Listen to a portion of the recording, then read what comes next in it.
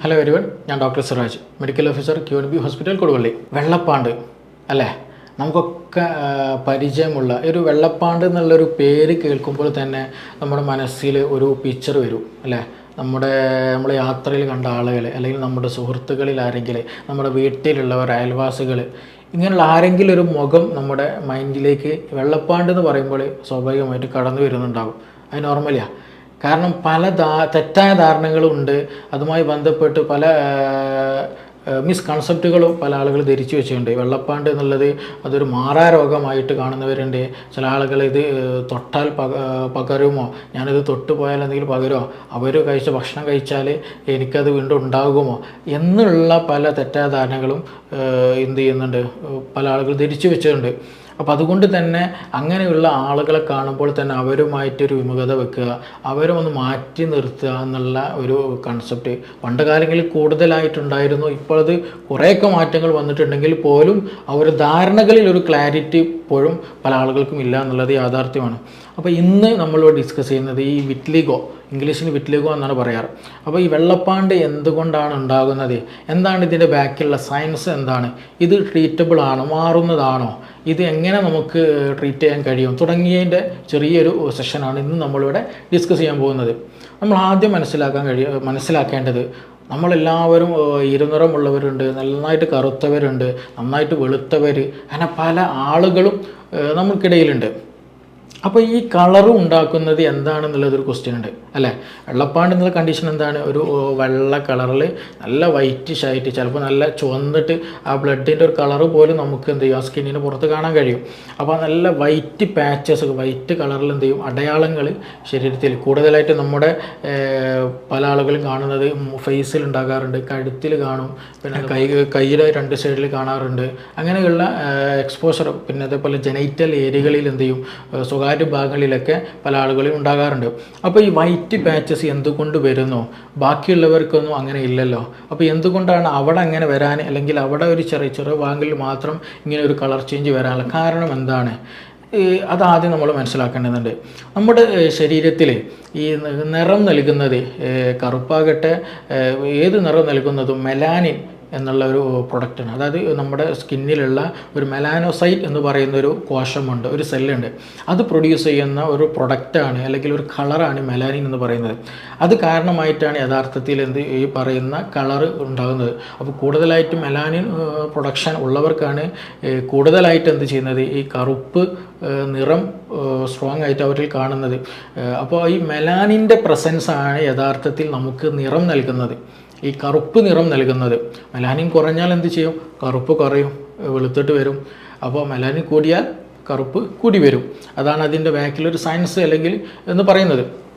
അപ്പോൾ ഇങ്ങനെയുള്ള വെള്ളപ്പാണ്ട് വന്ന ഒരു ചെറിയ ഭാഗങ്ങളിൽ, അല്ലെങ്കിൽ വെള്ളപ്പാണ്ട് വന്ന രോഗികളിൽ ആ ഒരു പാടുള്ള ഭാഗങ്ങളുണ്ടല്ലോ, നല്ല വൈറ്റ് കളർ വരുന്നത്, അവിടെയുള്ള കോശങ്ങളിൽ, അവിടെ ഉള്ള കോശങ്ങൾ എന്തെയില്ല, മെലാനോസൈറ്റുകൾ, ഈ നിറമുണ്ടാക്കുന്ന കോശങ്ങളുണ്ടാവുമല്ലോ, അത് ശരിക്കും വർക്ക് ചെയ്യാത്തൊരവസ്ഥ, അല്ലെങ്കിൽ അതിൽ നിന്ന് വേണ്ട വിധേന തീരെ തന്നെ എന്ത് ചെയ്യുന്നില്ല, മെലാനിൻ ഉണ്ടാക്കാൻ കഴിയുന്നില്ല, മെലാനിൻ ഇല്ലാത്തൊരവസ്ഥ. അങ്ങനെ വരുമ്പോഴാണ് യഥാർത്ഥത്തിൽ ഈ വെള്ളപ്പാണ്ട് എന്നുള്ള, അല്ലെങ്കിൽ വിറ്റ്ലിഗോ എന്നുള്ളൊരു അസുഖം, ബുദ്ധിമുട്ട് ഉണ്ടാകുന്നത്. ഇതുമായി ബന്ധപ്പെട്ട് ഒരു മറ്റുള്ളവർക്ക് പകരുന്നില്ല, ഇതുമായി ബന്ധപ്പെട്ട് പെയിനില്ല, മറ്റു പ്രശ്നങ്ങളൊന്നുമില്ല. ഇത് മെയിനായിട്ടൊരു കോസ്മെറ്റിക് ഇഷ്യൂ ആണ്.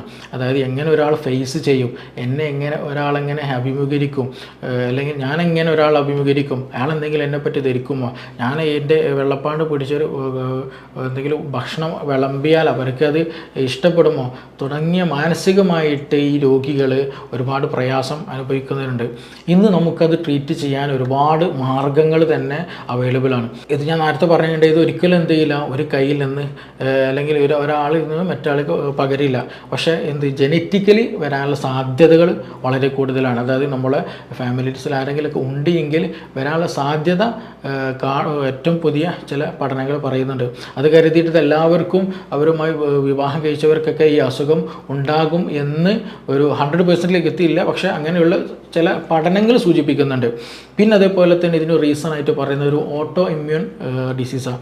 അതായത് സിമ്പിളായിട്ട് പറഞ്ഞാൽ നമ്മുടെ ഗട്ട് ബാക്ടീരിയ ഈ ഓട്ടോ ഇമ്മ്യൂൺ ഡിസീസുകളിൽ പലതും ഉണ്ട്. അലോപേഷ്യ ഏരിയേറ്റ, അതായത് നമ്മുടെ ചില മുടിയുള്ള ഭാഗങ്ങൾ കംപ്ലീറ്റ് എന്ത് ചെയ്യും, ഒരു സുപ്രഭാതത്തിൽ അല്ലെങ്കിൽ കാലക്രമേണ കംപ്ലീറ്റ് അവിടുത്തെ മുടി പോകുന്ന ഒരു കണ്ടീഷൻ ഉണ്ടാവുക. അവിടുത്തെ ഹെയർ ഫോളിക്കിൾ പോലും ചിലപ്പോൾ ഉണ്ടാകില്ല. അപ്പോൾ അതൊക്കെ അങ്ങനെ SLE പോലെയുള്ള അസുഖങ്ങൾ, അതൊക്കെ ഓട്ടോ ഇമ്മ്യൂൺ ഡിസീസ് എന്ന് പറയുന്നത്. ഈ ഓട്ടോ ഇമ്മ്യൂൺ ഡിസീസ് എന്ന് പറയുന്ന കാറ്റഗറീസിൽ ഓൾമോസ്റ്റ് എസ്പെഷ്യലി പറയുന്ന വിറ്റ്ലിഗോ പോലും നമ്മുടെ ഗട്ട് ബാക്ടീരിയയും ഈ പറയുന്ന സ്കിൻ റിലേഷനും വളരെ ഇമ്പോർട്ടൻ്റ് ആണ്. ഈ ഗട്ട് സ്കിൻ ആക്സിസ് എന്ന് പറയും. ഗട്ട് സ്കിൻ ആക്സിസ്, അതായത് നമ്മുടെ സ്മോൾ ഇൻറ്റെസ്റ്റൈനിൽ ഒരുപാട് ചെറിയ ബാക്ടീരിയാസ് ഉണ്ട്. ആ ബാക്ടീരിയ ഒരു പ്രത്യേകമായിട്ടൊരു അവരുടേതായിട്ടുള്ളൊരു എക്കോസിസ്റ്റത്തിലാണ് ജീവിക്കുന്നത്, ഒരു സിംബയോട്ടിക് എക്കോസിസ്റ്റം. അതായത് ബാക്ടീരിയയുടെ ഫങ്ഷനുമായി വർക്ക് ചെയ്യുന്നത് കൊണ്ട് നമ്മുടെ ശരീരത്തിൽ ഒരുപാട് പോസിറ്റീവ്, നമ്മുടെ ഇമ്മ്യൂൺ പ്രവർത്തനങ്ങൾ കൂടുന്നുണ്ട്, ബ്ലഡ് പ്രൊഡക്ഷൻ കൂടുന്നുണ്ട്, പിന്നെ അങ്ങനെയുള്ള നമ്മൾ ഹാപ്പിനെസ്, സെറോട്ടോണിൻ പോലെയുള്ളതിൻ്റെ പ്രൊഡക്ഷൻ നടക്കുന്നുണ്ട്, ഇമ്മ്യൂണിറ്റി വർദ്ധിപ്പിക്കുന്നുണ്ട്. അങ്ങനെ ഒരുപാട് ഗുണങ്ങൾ എന്ത് ചെയ്യുന്നുണ്ട് നമുക്ക് ലഭിക്കുന്നത്. അതേപോലെ തന്നെ ബാക്ടീരിയാസിന് ഗുണമുണ്ട്. അപ്പോൾ അവിടെ ഒരു എക്കോസിസ്റ്റം എന്ത് ചെയ്യുന്നുണ്ട്, കീപ്പ് ചെയ്തിട്ട് എപ്പോഴും പോകുന്നുണ്ട്. അപ്പോൾ നമ്മുടെ ഭക്ഷണത്തിലുള്ള പ്രശ്നം, നമ്മുടെ വേറെ എന്തെങ്കിലും മെഡിസിൻസ് കഴിച്ചതിലുള്ള പ്രശ്നം, വേറെ എന്തെങ്കിലും ഒരു ഇഷ്യൂസ് കാരണമായിട്ട് ആ എക്കോസിസ്റ്റം ഇംബാലൻസ്ഡ് ആവും പോകുമ്പോൾ പല കെമിക്കൽസ് പ്രൊഡ്യൂസ് ചെയ്യും, പല വേസ്റ്റ് മെറ്റീരിയൽ പ്രൊഡ്യൂസ് ചെയ്യും. അത് നമ്മുടെ സ്കിന്നുകളിൽ, അതുപോലെ ജോയിൻറ്റുകളിൽ, പല സ്ഥലങ്ങളിൽ പല രീതിയിലായിട്ട് എന്ത് ചെയ്യും, പ്രതിഫലിക്കും. അപ്പോൾ ഈ പറയുന്ന അതിനാണ് പറയുന്ന പേരാണ് എന്ത്, അത് ഗട്ടിലും സ്കിന്നിലും കാണിക്കുന്നതിന് പേരാണ് ഗട്ട് സ്കിൻ ആക്സിസ് എന്ന് പറയുന്നത്. അപ്പോൾ അതിൽ പെട്ടതാണ് സോറിയാസിസ് പോലെയുള്ള അസുഖങ്ങൾ. അപ്പോൾ വിറ്റ്ലിഗോ അല്ലെങ്കിൽ വെള്ളപ്പാണ്ട് എന്നുള്ളൊരു അസുഖം ഈ പറയുന്ന നമ്മുടെ ഗട്ട് ബാക്ടീരിയനെ ലിങ്ക് ചെയ്തിട്ടുള്ളതാണ്, അല്ലെങ്കിൽ അതുമായി ബന്ധപ്പെട്ടുള്ള ഒരു ഇഷ്യൂ ആണ് എന്നുള്ള ഒരു പല പഠനങ്ങളും ഇന്ന് അവൈലബിൾ ആണ്. അപ്പോൾ അതും നമ്മൾ എന്ത് ചെയ്യണം, നമ്മുടെ ഭക്ഷണം വളരെ ഇമ്പോർട്ടൻ്റ് ആണ്. സ്പൈസി ആയിട്ടുള്ള ഫുഡുകൾ കൂടുതൽ കഴിക്കുക, ബേക്കറി ഐറ്റംസുകൾ കൂടുതൽ കഴിക്കുക, കൂടുതൽ എന്താ പറയുക മധുരമല്ലാണ്ട് കഴിക്കുക. അങ്ങനെയുള്ള നമ്മുടെ ഭക്ഷണം ഒരു നോർമലൈസ്ഡ് അല്ലാണ്ട് ഡയറ്റ് നമ്മൾ ശ്രദ്ധിച്ചില്ല എന്നുണ്ടെങ്കിൽ ഇതിനുള്ള സാധ്യതകൾ വളരെ കൂടുതലാണ്. ഇനി ഇങ്ങനെയുള്ളൊരു പാച്ചസ് വന്നാൽ, വിറ്റ്ലിഗോക്ക് ഒരു പാച്ചസ് വന്നാൽ അതെങ്ങനെ സോൾവ് ചെയ്യാമെന്നുള്ള ഒരു സംഗതിയുണ്ട്, എങ്ങനെ അത് മാറുക എന്നുള്ളതുണ്ട്. പലപ്പോഴും ഇതൊരു സ്ലോ പ്രൊഡക്ഷൻ അസുഖമാണ്. അതായത് ചെറിയൊരു ഡോട്ട് വന്നാൽ അത് വലുതാകാൻ നമുക്ക് പെട്ടെന്ന് മനസ്സിലാകില്ല. അത് പിന്നീട് ചിലപ്പോൾ മാസങ്ങൾ എടുത്താലാണ് ഇത് വലുതായി വരുന്നുണ്ട് എന്നുള്ളത് നമുക്ക് മനസ്സിലാകുള്ളൂ. അപ്പോൾ നമ്മളിത് എപ്പോഴും ട്രീറ്റ് ചെയ്യാൻ പോകുന്ന സമയത്ത്, അല്ലെങ്കിൽ ഇതൊരു അസുഖം ആണോ എന്നുള്ളൊരു ഡൗട്ടുള്ള സമയത്ത് എന്ത് ചെയ്യണം, ജസ്റ്റ് ഒരു ഫോട്ടോ എടുത്ത് വെക്കുക. ജസ്റ്റ് ഒരു ഫോട്ടോ എടുത്തതിന് ശേഷം പിന്നീട് ഒരു കുറച്ച് കാലം നമ്മൾ വീണ്ടും നോക്കുമ്പോൾ നമുക്ക് കമ്പാരിസൺ നടത്താൻ അപ്പോൾ നമുക്ക് കഴിയുള്ളൂ. അപ്പോഴാണ് നമുക്ക് കറക്റ്റ് അതിൻ്റെ ഒരു വ്യാപ്തി എത്രത്തോളം ഉണ്ട് എന്ന് മനസ്സിലാക്കാൻ കഴിയുള്ളൂ. പിന്നീടൊന്ന് ശ്രദ്ധിക്കേണ്ടത്, ഞാൻ നേരത്തെ പറഞ്ഞു, ഇത് ഒരിക്കലും എന്ത് ചെയ്യില്ല, ഒരാൾ ശരീരത്തിൽ നിന്ന് മറ്റാളുടെ ശരീരത്തിലേക്ക് പകരുന്ന ഒരു അസുഖമല്ല എന്നുള്ളത്. പിന്നെ പക്ഷേ എന്ത് ചാൻസ് ഉണ്ട്, ആ ഒരു ശരീരത്തിൻ്റെ ഏതെങ്കിലും ഒരു ഭാഗത്ത് ഈ ഒരു വൈറ്റ് പാച്ചസ് വന്നാൽ അതെന്ത് ചെയ്യും, ഗ്രാജ്വലി മെല്ലെ എന്ത് ചെയ്യും, അതിങ്ങനെ വലുതായി വരാനുള്ള സാധ്യത, അല്ലെങ്കിൽ അങ്ങനെ വലുതായി വരാനുള്ള സാധ്യത വളരെ കൂടുതലാണ്. പല ആളുകളിലും അങ്ങനെയാണ് ഉണ്ടാകാറുള്ളത്. അത് അസുഖം നമ്മളിപ്പോൾ മെഡിസിൻസ് കഴിച്ച് ട്രീറ്റ് ചെയ്ത് നമ്മളെ ഭക്ഷണം ശ്രദ്ധിച്ചു, നമ്മുടെ ലൈഫ് സ്റ്റൈൽ ശ്രദ്ധിച്ചു, മെഡിസിൻസ് വേണ്ട അത്യാവശ്യ കാര്യങ്ങൾക്ക് നമ്മൾ ട്രീറ്റ് ചെയ്ത് വരുമ്പോൾ ഗ്രാജ്വലി എങ്ങനെയാണോ അത് മെല്ലെ വലുതായി വരുന്നത് അല്ലെങ്കിൽ അത് കൂടുന്നത് എന്നതുപോലെ തന്നെയാണ് ഗ്രാജ്വലി എന്ത് ചെയ്യുള്ളൂ, അത് നല്ല ഹീലായിട്ട് വരികയുള്ളൂ, അസുഖം മാറി വരികയുള്ളൂ. പ്രത്യേകിച്ച് ഈ പറയുന്ന അതിൻ്റെ ഒരു ബൗണ്ടറി ഉണ്ടാവും, ആ ബൗണ്ടറി മെല്ലെ ഉള്ളിലോട്ട് വരുന്നൊരു ശൈലി ചില ആളുകളിലുണ്ടാവും ട്രീറ്റ് ചെയ്യുന്ന സമയത്ത്.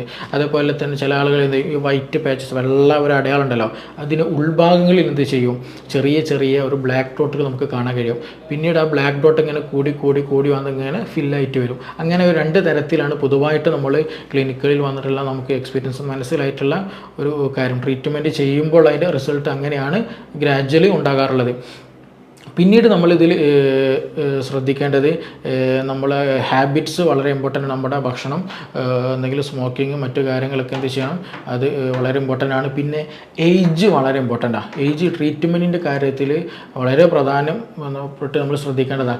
എസ്പെഷ്യലി ചെറിയ പ്രായത്തിൽ, വളരുന്ന പ്രായം, അതായത് ചെറിയ കുട്ടികളുണ്ടല്ലോ, അവരും ഏകദേശം ഒരു 25-30 വരെയുള്ളവർക്കൊക്കെ പെട്ടെന്ന് നല്ല പോസിറ്റീവായിട്ടുള്ള റിസൾട്ട് നമുക്ക് ഉണ്ടാക്കാൻ കഴിയും. കാരണം ഗ്രോത്ത് കംപ്ലീറ്റ് ആയിട്ടില്ല. ആയിട്ടില്ല. ഗ്രോത്ത് നമ്മുടെ ഹോർമോൺസും മറ്റു ബ്ലഡും മറ്റു കാര്യങ്ങളൊക്കെ നല്ല പ്രൊഡക്ഷൻ നടക്കുന്ന സമയമായതുകൊണ്ട് തന്നെ അവർക്ക് പെട്ടെന്ന് ഉണ്ടാവുകയും ചെയ്യും. പെട്ടെന്ന് എന്ത് ചെയ്യും, നമുക്ക് നല്ലൊരു പോസിറ്റീവ് റിസൾട്ട് ഉണ്ടാക്കാൻ കഴിയുകയും ചെയ്യും. പെട്ടെന്ന് ഹീലാവുന്നേ ഉള്ളൂ. അപ്പോൾ ഇതൊരു മാറാരോഗമായിട്ട് പണ്ട് കാലങ്ങളിൽ ഇതൊരു മാറാരോഗമായിട്ട് പലരും കണ്ടിട്ടുണ്ടായിരുന്നു. പക്ഷേ ഇതൊരു മാറാരോഗമായിട്ട് നമ്മളൊരിക്കലും കാണേണ്ടതില്ല. ഇത് എസ്പെഷ്യലി ചെറിയ കുട്ടികൾക്ക്, വലിയൊരു വയസ്സായതായിട്ടില്ല, നല്ല യങ് ഏജ് ആയിട്ടുള്ള ആളുകൾക്കാണെന്നുണ്ടെങ്കിൽ പെട്ടെന്ന് തന്നെ നമുക്കത് നല്ല രീതിയിൽ കൺട്രോൾ ചെയ്തിട്ട് തന്നെ മെഡിസിൻസും ഫുഡ് ഡയറ്റൊക്കെ കൺട്രോൾ ചെയ്താൽ നമുക്ക് നല്ല പോസിറ്റീവ് റിസൾട്ട് അതിൽ കിട്ടുന്നതാണ്. അങ്ങനെ കിട്ടുന്നുമുണ്ട്.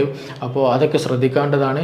പിന്നെ ഇതിൻ്റെയൊക്കെ ഒരു ഏറ്റവും മെയിനായിട്ട് നമ്മൾ ശ്രദ്ധിക്കേണ്ടത്, ഇങ്ങനെയുള്ള രോഗികളുണ്ടെങ്കിൽ അവർക്ക് കൂടുതലായിട്ട് എന്ത് ചെയ്യണം, മെൻ്റൽ സപ്പോർട്ട് നമ്മൾ കൊടുക്കണം. അവർക്ക് ആളുകളുമായിട്ട് സംസാരിക്കാൻ ബുദ്ധിമുട്ട്, ആളുകളിലേക്ക് ഇറങ്ങി ചെല്ലാനുള്ള ബുദ്ധിമുട്ട്, കൂട്ടുകാരുമായിട്ട് ഇടപഴകാൻ, അവരുമായിട്ട് കളിക്കാനൊരു പ്രയാസം, അവർക്ക് കളിയാക്കുന്ന അങ്ങനെയുള്ള പ്രശ്നങ്ങൾ ഇവർക്ക് കൂടുതലായിട്ടുണ്ടാകുന്നതാണ്. അപ്പോൾ അവർക്ക് കൂടുതലായിട്ട് പോസിറ്റീവ് സപ്പോർട്ട് നമ്മുടെ എന്ത് ചെയ്യണം, എപ്പോഴും കൊടുക്കണം.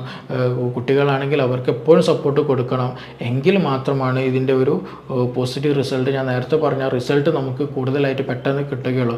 മൈൻഡ് വീക്കായി പോയാൽ നമ്മുടെ ബാക്കി സിസ്റ്റം എല്ലാം അതിനെ ബാധിക്കുന്നതാണ്. അതുകൊണ്ടാണ് പ്രത്യേകിച്ച് ഈ ഒരു സമയത്ത് അല്ലെങ്കിൽ ഇങ്ങനെയുള്ള ബുദ്ധിമുട്ടുള്ളവർക്ക് എന്ത് ചെയ്യണം, കൂടുതലായിട്ടുള്ള മെൻ്റൽ സപ്പോർട്ട് നമ്മൾ നൽകാനും ശ്രദ്ധിക്കേണ്ടതുണ്ട്. അപ്പോൾ ചുരുക്കി പറഞ്ഞാൽ ഇതൊരു എന്തല്ല, ഈ വെള്ളപ്പാണ്ട് എന്നുള്ളതൊരു മാറാരോഗമായിട്ട് നമ്മൾ കാണേണ്ടതില്ല. അതൊരു വലിയൊരു പ്രശ്നമായിട്ടും കാണേണ്ടതില്ല. അതിന് ശരിയായ രീതിയിൽ ലൈഫ് സ്റ്റൈൽ മാനേജ് ചെയ്തിട്ട് കൂടെ മെഡിസിൻസൊക്കെ കഴിച്ചാൽ നമുക്ക് നല്ല രീതിയിൽ തന്നെ അത് വീണ്ടും നോർമൽ ലെവലിലേക്ക് മടങ്ങിച്ചെല്ലാവുന്നതാണ്. അപ്പോൾ എന്തെങ്കിലും ഇതുമായി ബന്ധപ്പെട്ട എന്തെങ്കിലും സംശയങ്ങളുണ്ടെങ്കിൽ നിങ്ങൾക്ക് നമ്പറിൽ കോൺടാക്റ്റ് ചെയ്യാം. നമുക്ക് വീണ്ടും മറ്റൊരു